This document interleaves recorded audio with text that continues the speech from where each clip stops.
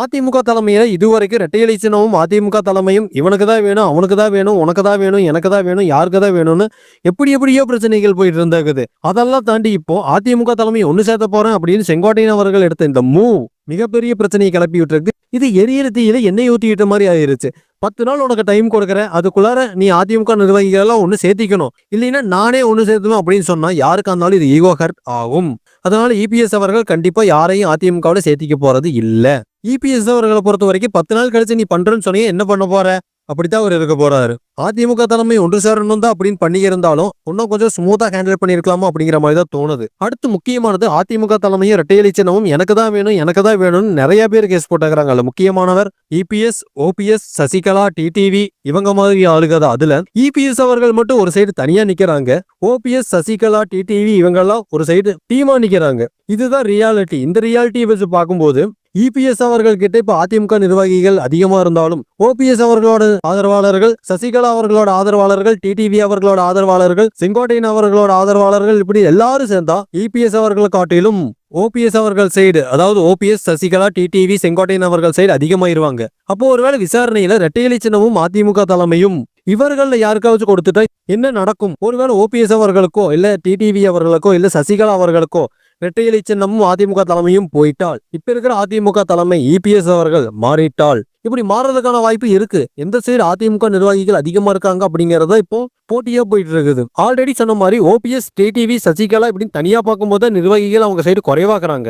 இவங்களோட ஆதரவாளர்களா ஒண்ணு சேர்ந்துட்டாங்க அப்படின்னா அவங்க சைடு தான் அப்படின்னா அதிமுக நிர்வாகிகள் அதிகமா இருப்பாங்க.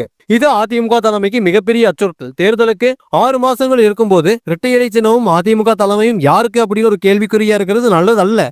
வரப்போது 2026 எலெக்ஷன்ல அதிமுகவோட வெற்றி அப்படிங்கிறது பிஜேபி கூட்டணி இல்ல, கூட்டணி ஸ்ட்ரென்த் அப்படிங்கிறது திமுகவுக்கு தான். அதிமுகவுக்கு எப்பவுமே கூட்டணி ஸ்ட்ரென்த் இல்ல, அதிமுக தலைமை தான் உங்களுக்கு ஸ்ட்ரென்த்.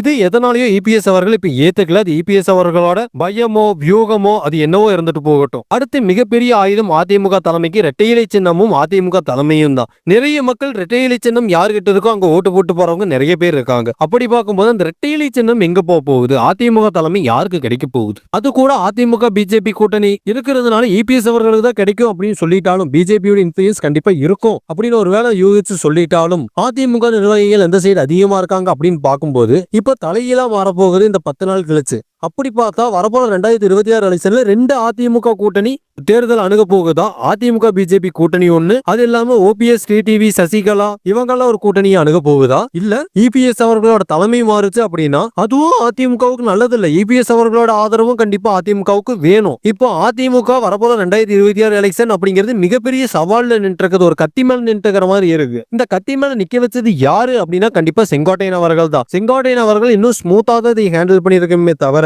இப்படி கொண்டு வந்து கத்தி மேல நிக்க வச்சது யாரும் எதிர்பார்க்காத ஒன்று. இதற்கு ஓபிஎஸ் அவர்கள், சசிகலா அவர்கள், டிடிவி அவர்கள் எல்லாருமே வரவேற்பு கொடுத்துட்டு இருந்தாலும் இதற்கு அடுத்து என்ன நடக்க போகுது அப்படிங்கிறது பொறுத்திருந்துதான் பார்க்கணும். அது மட்டும் இல்லாம முக்கியமா கவனிக்க வேண்டியது திடீர்னு அமமுக என்டிஏ கூட்டணியிலிருந்து வெளியே வந்துச்சு. அதுக்கு முன்னாடி ஓபிஎஸ் அவர்கள் வெளியே வந்தாங்க. இப்படி என்டிஏ கூட்டணியிலிருந்து வர எல்லாருமே ஒருவேளை டிவிகே கூட்டணியில் இதுவரைக்கும் யாருமே சேரல. டிவிகே கூட்டணின்னு சொல்றக்கே அங்க ஒண்ணும் இல்ல, அதுல போய் சேர்ந்துருவாங்களா? அதிமுக தலைமை, அதிமுக பிஜேபி தலைமை வேணும்னே டிவிகே ஜெயிக்க வைக்கிறதுக்காக வியூகங்கள் தீட்டுறாங்களா? ஒருவேளை அப்படி இருக்குமோ, ஒருவேளை இப்படி இருக்குமோ அப்படின்னு தோணலையா? டிவிகே கூட்டணிக்கு பிஜேபி மறைமுகமா சப்போர்ட் பண்ணுதா? இந்த பாசிசம் பாயாசம் அப்படின்னு டிவிகே மேடையில பேசிட்டு டிவிகேவை வளர்த்து பிஜேபியா? அடுத்த 2031 எலெக்ஷன்ல ஒருவேளை டிவிகே பிஜேபி கூட்டணி வைக்கிறதுக்கான வாய்ப்பு கூட இருக்கு. அரசியல் சூழ்நிலையில அரசியலை பொறுத்து எந்த ஒரு நிரந்தர எதிரிகளும் கிடையாது, நிரந்தர நண்பர்களும் கிடையாது. அப்படி பார்த்தா டிவிகே பிஜேபி கூட்டணியே சாத்தியம் தான். போகிற போக்க பார்த்தா ஏடிஎம்கே டிஎம்கே கூட்டணியை கூட சாத்தியப்படுத்திடுவாங்க போல இருக்குது. இந்த காமெடியெல்லாம் நடக்கிறதுக்கு முன்னாடி